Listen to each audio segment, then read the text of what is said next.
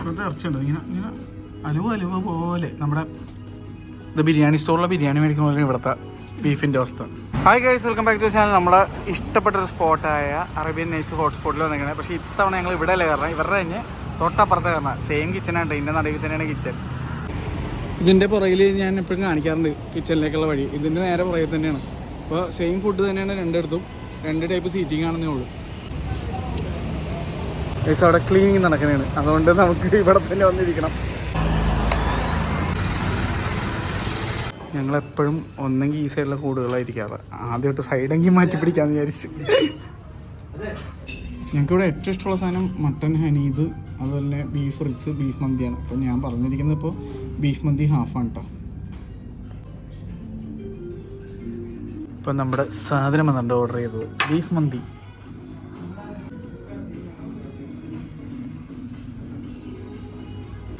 കണ്ടില്ലേ ഗൈസ്, എനിക്ക് തരാതെ ഒറ്റക്ക് പ്ലേറ്റ് മൊത്തം തിന്നിന്ന് നെയ് പീസ് അവിടെ അവിടെ.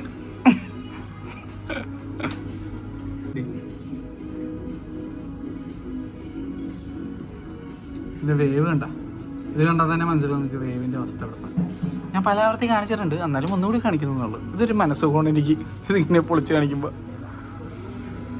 ഇയാൾ വലിയച്ഛനോട് ഇട്ട് തരട്ടെ എന്നൊക്കെ ചേട്ടന്മാർ സെർവ് ചെയ്ത് തരാമെന്ന് പറഞ്ഞില്ല. ഞങ്ങൾ ഫോട്ടോ ഒക്കെ എടുക്കാൻ കൊണ്ട് വേണ്ടാന്ന് പറഞ്ഞാണ്. ഇനി ഒരു കാര്യം മറന്നു, ഇത് നിന്റെ പ്ലേറ്റ് അല്ല, ഇതാണ് പ്ലേറ്റ്. അവള് വലിയച്ഛനെ അങ്ങോട്ട് ഇരിക്കണം ആ പ്ലേറ്റും പിടിച്ചോണ്ട്.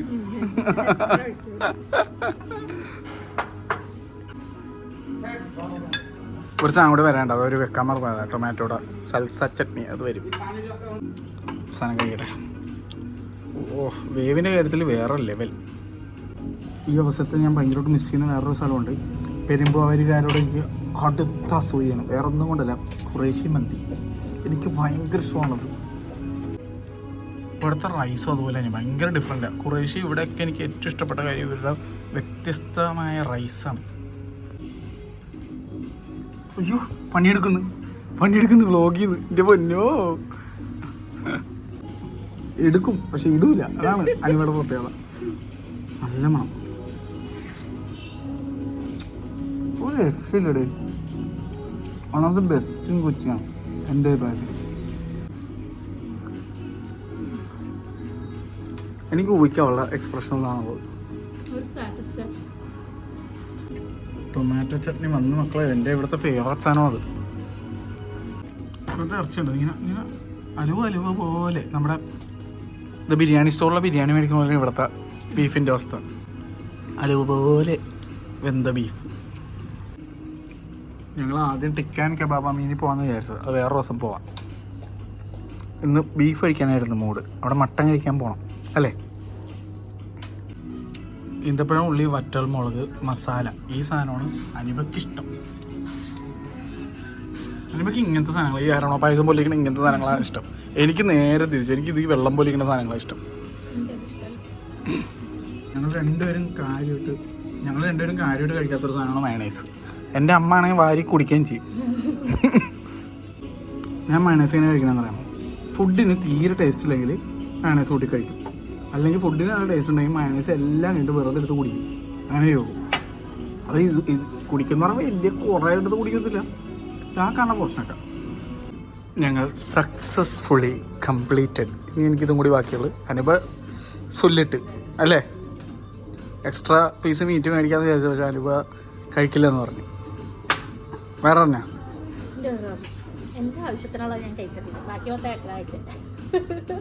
കേട്ടാത്തൊന്നും ഞാൻ എന്താണ് മൊത്തം കഴിച്ചിട്ട് അവൾ ഒരു ഉരുള കഴിച്ചിട്ടുള്ളത്. അപ്പോൾ ഇനി ആകെ കഴിക്കാൻ ബാക്കിയുള്ള സാധനം മയണൈസാണ്. ബാക്കിയെല്ലാം തീർന്ന് മേടിച്ച് തൂത്തച്ച്. അപ്പോൾ ഇതോടുകൂടി പരിപാടി തീർക്കുന്നതായിട്ടാണ്. അപ്പോൾ ഈ മയണൈസോടുകൂടി ഈ നാടകമല്ല, ഈ ഫുഡടി അവസാനിച്ചിരിക്കുന്നു.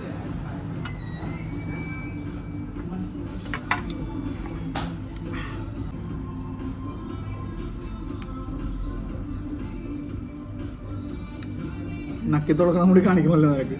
ഓക്കെ, എനിക്കൊരു കുഴപ്പമില്ല.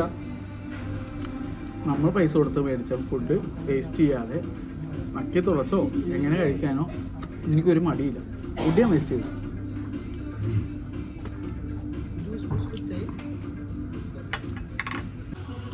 ഫിനിഷ്. ബില്ലടക്കട്ടെ, പോട്ടെ.